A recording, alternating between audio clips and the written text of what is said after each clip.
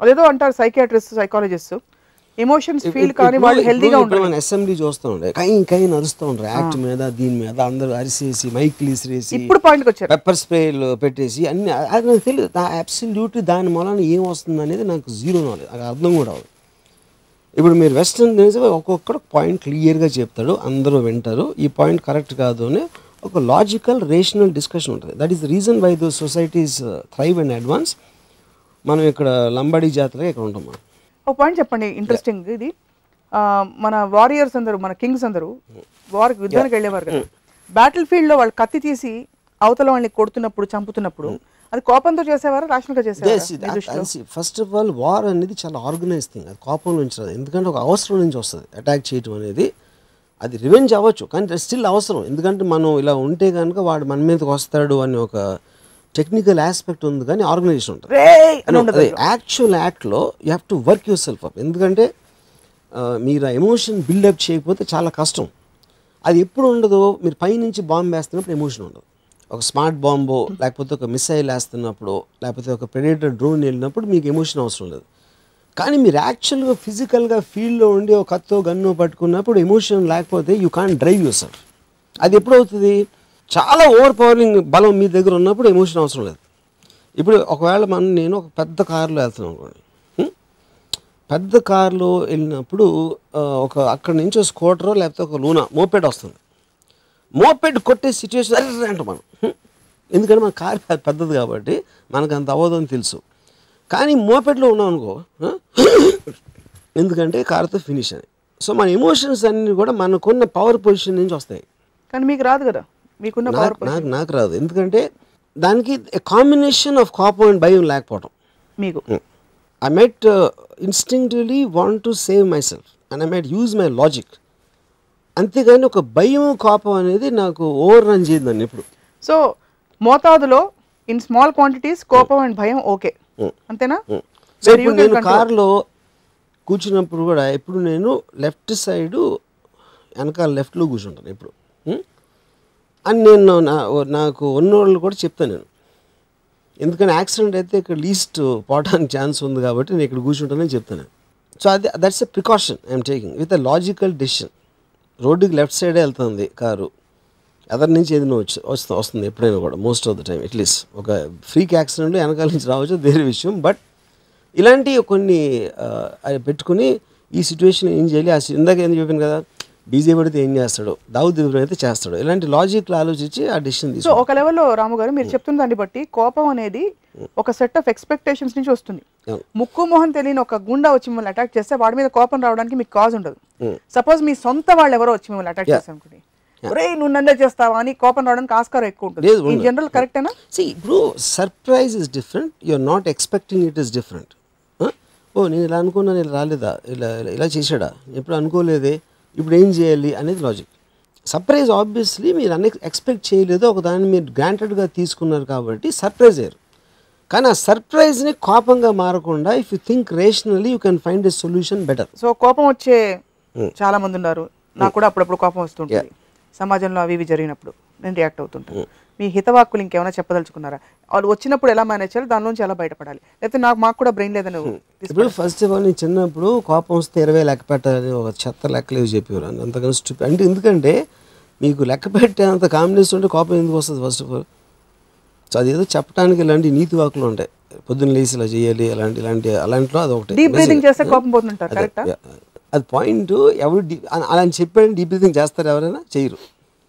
ఇన్నేసి అంటే అన్ని సూక్తి ముక్తావాళ్ళు ఏదో దాన్ని ఏమంటారు, సూక్తులు లేదో ఎవడో పాటించడాన్ని. బేసిక్గా కోపం అనేది ప్రైమరీలీ ఈగోకి సంబంధించింది. అంటే నేనే, నా చుట్టూ ప్రపంచం ఉందే, నా చుట్టూ అంతా నేను నమ్మిందే కరెక్ట్ అనే దానికి ego is the main reason for కోపం. యాక్చువల్గా మీరు కరెక్ట్ అనుకున్నప్పుడే కోపం వస్తుంది. మీరు ఎప్పుడు కరెక్ట్ అనుకుంటారు, మీరు మహానుభావాలు మీ మైండ్లో అనుకున్నప్పుడు. అదే మీ కోపాన్ని ఎవడు పట్టించుకోలే ఉంటే ఎవరికి కోపం రాదు మీకు, ఎందుకంటే మీకు అంత సీన్ లేదు కాబట్టి. ఇప్పుడు ఎక్కడ ఎవరన్నా టపక్క నెత్తి మీద మీ అందరి ముందు ఒక కొట్టి ఆడని అవమానించడం అనుకోండి, మీ కాలేజ్లోనో ఆఫీస్లోనో ఎక్కడో, ఆడికి కోపం వస్తుంది.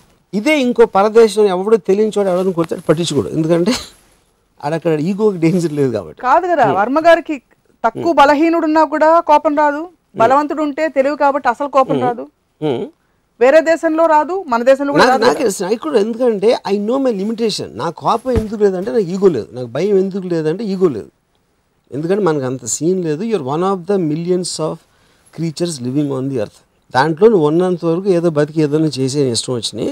మధ్యలో ఏదైనా ఎప్పుడో పోవచ్చు, లేకపోతే వాళ్ళు పోవచ్చు, ఇప్పుడు నుంచి ఎక్కడి నుంచి వెళ్తూ ఉంటే నేను యాక్సిడెంట్లో పోవచ్చు. That can happen any time. So as long as I'm alive I will do what I feel like doing. నేను చచ్చిపోయిన తర్వాత ప్రపంచం అంతా ఒక సెకండ్లో మొత్తం చచ్చిపోయినా నాకు ఏం ప్రాబ్లం లేదు. ఎందుకంటే I believe the world is in my head. I don't believe the world exist. అది నమ్మటానికి నేను ఇష్టపడతాను, ఉన్నా లేకపోయినా. ఎందుకంటే ఈ ప్రపంచం ఏమైపోతుంది అంటే నా వద్దు, నేను ఏమైపోతున్నా అనేది నా primary point. Contrary to the other episodes of Ramuism, అంటే వేర్ చాలా తేడాలు ఉన్నాయి. అంటే ఇతర ఎపిసోడ్స్లో రామోయిజంలో సోషల్ బిలీఫ్ సిస్టమ్స్కి కాన్ఫ్లిక్ట్స్ ఉన్నాయి కాబట్టి మీ పాయింట్ చాలా మందికి అర్థమై ఉండొచ్చు, జీర్ణించుకోలేకపోవచ్చు. ఈ ఒక్క పాయింట్కి మీకు ఆస్కర్ అవార్డు ఇస్తారు, ఈ ఒక్క ఎపిసోడ్కి. కోపం తెచ్చుకోవద్దన్న మీ లాజికల్ ఇంటర్ప్రిటేషన్. వీలైతే మీ ఫోటోలు ఇస్తే మేము ఇంట్లో పెట్టుకుని పూజ చేసుకుంటాం. వర్మ గారు ఏమవ్వదు, నేను చెప్తున్నాను కదా, వాళ్ళకి ఇష్టం ఉండొచ్చు కానీ అది అవ్వదు. ఎందుకంటే it occupies major part of most people's lifes. That's what I realise. I feel sad for them. Yeah, ఎందుకంటే కోపం లేకపోతే వాళ్ళు ఏ ఎమోషన్ ఫీల్ అవ్వలేరు. ఎందుకంటే వాళ్ళకి ఆనందం ఇచ్చే మిగతా ఎమోషన్స్ అన్నిటినీ మనకు సోషల్ స్ట్రక్చర్స్, రిలీజియన్ నొక్కి పారేస్తుంది.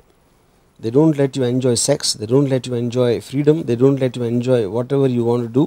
ఏది చేయాలని చేయకూడదని సప్రెస్ చేసేస్తే వాళ్ళకి మిగిలింది ఒక ఎమోషన్ ఏంటంటే కోపం.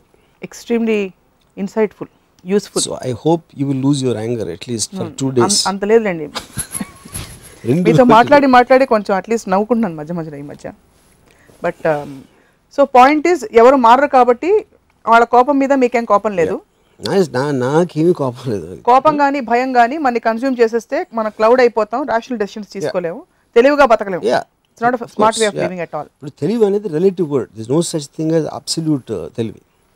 మీ ఎమోషన్స్ని ఎంత కంట్రోల్ చేసుకోగలిగితే మీ తెలివి డైరెక్ట్లీ ప్రపోర్షనల్గా అంత పెరుగుతుంది. Because you're using that energy to think of a solution rather than expressing an emotion. శివుడిని రుద్రుడు అంటారు, తెలుసా మీకు? రౌద్ర రసం అంటే తెలుసా మీకు? మరి శివుని క్రియేట్ చేసిన ఇల్లు కదండి. కోపానికి వాళ్ళకి రూపం కావాలి, విచారంగా ఒకటి కావాలి, ఇంకోటి. So the basic point is they created by human beings. ఎందుకంటే ఎమోషన్ అనేది హ్యూమన్ బీయింగ్స్లో ఉంటుంది. సో అందరూ కోపం ఉంటారు కాబట్టి దానికి ఒక సింబల్ కావాలి కాబట్టి దే క్రియేటెడ్ లార్డ్ శివ. దేవుళ్ళ కోపం వచ్చినప్పుడు ఒక్కసారి ఎస్పెషల్లీ కొంతమంది దేవుళ్ళని నేను ఎక్స్పెక్ట్ చేయను. అంటే నాకు వినాయకుడి మొహంలో కోపం ఎలా ఉంటుందో చూడాలని చాలా ఇష్టం. వచ్చిన కోపం మీకు తెలుసా? వచ్చిందేమో కానీ పాయింట్ ఏంటంటే ఐ కాంట్ ఇమాజిన్ ఆ ఫేస్ లో కోపం ఎలాగా. చంద్రుడు చూసి నవ్వాడని చెప్పి మీకు తెలుసు కదా వినాయక చవితి. కరెక్ట్. అప్పుడు కోపం వచ్చాక చేశాను నేను. అదే I know, but I'm talking about ఇప్పుడు శివుడి మొహం వేయటమే కోపానికి వీలుగా వేసారు ఫస్ట్ స్కెచ్ చేసినప్పుడు. వినాయకుడి మొహం స్కెచ్ చేసినప్పుడు I don't think they would have thought of this story, ఇలా ఈ ఎమోషన్ ఎలా ఉంటుంది అని. దేవతల కోపం వచ్చి ఒక్కసారిగా కోపంగా చూస్తే ప్రళయం వచ్చేసి ప్రకృతి కోపం వచ్చిందంటారు. మన హుదూద్ కూడా ప్రకృతి కోపమే. అనేది అల్లా కోపం, మన దేవుడి కోపం కాదు. ఎందుకు? అల్లా పేరు హుదూద్ అంటే అల్లా. అంటే అది because the origination of that is there. అప్పుడు గణపతి అని పేరు పెట్టలేదు కదా, అదే నా పాయింట్. అది హుదూద్ is a I mean very pious Hindi word. అల్లా కోపం వచ్చి బేసిక్లీ అల్లాకి వచ్చిన అదే వాట్ ఎవర్ అల్లా పంపించిన వాట్ ఎవర్ కోపం అక్కడ మన దేవుళ్ళందరూ రివర్స్ కోపం చేయలేదు, రివర్స్ వార్లో దిగలేదు. వైజాగ్లో నాకు తెలియదు ఎవరున్నారు అక్కడ దేవుళ్ళు. సింహాచలంలో నరసింహస్వామి. నరసింహస్వామి రివర్స్ కోపంతో వెళ్ళాలి కదా ఇంకో సైక్లోన్ తీసుకుని. అని మరి వైజాగ్ వాళ్ళు పూజలు సరిగ్గా చేయరేమో నాకు తెలియదు. యువర్ కన్క్లూడింగ్ పాయింట్ రాము గారు, కోపం భయం మేనేజ్ ఎలా చేయాలి, ఎలా వస్తుంది, ఎలా పోతుందని చెప్పేశారు శీర్షిక.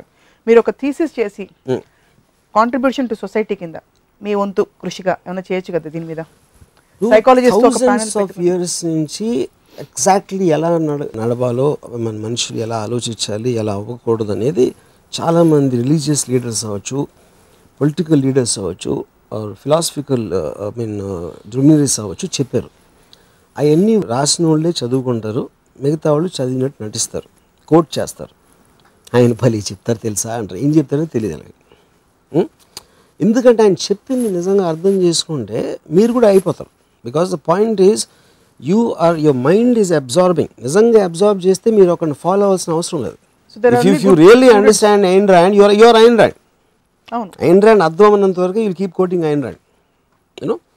So the basic point మీరు ఇందాక చెప్పింది, nobody listens to thoughts. Only ఒక సిస్టమ్ వాళ్ళు కంట్రోల్ చేసి రెడ్ లైట్ వస్తే ఆగు, గ్రీన్ లైట్ వస్తే వెళ్ళాలి, అదొకటి అర్థమవుతుంది అంతే. అసలు రెడ్ లైట్ ఎందుకు, గ్రీన్ లైట్ ఎందుకు, ట్రాఫిక్లో ఉండాలి, అదే వద్దు, నాకు వద్దు అది. సో ఆ kind of a thought process అర్థం చేసుకున్న కెపాసిటీ ఉండదు ఒకటి.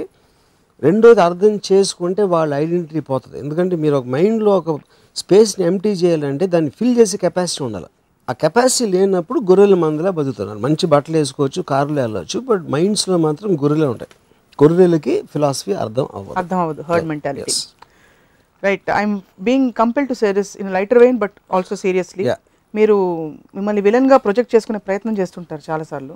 But actually tamasic, rajasic, sattvic qualities ఉంటాయి మనుషుల్లో అంటారు. తామసిక్ అంటే తమస్సు, శరీరానికి సంబంధించింది.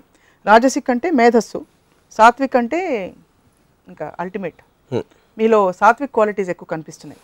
కాబట్టి మీరు ఆ ప్రయత్నాలు మానుకోవాలని మేము కోరుకుంటున్నాం.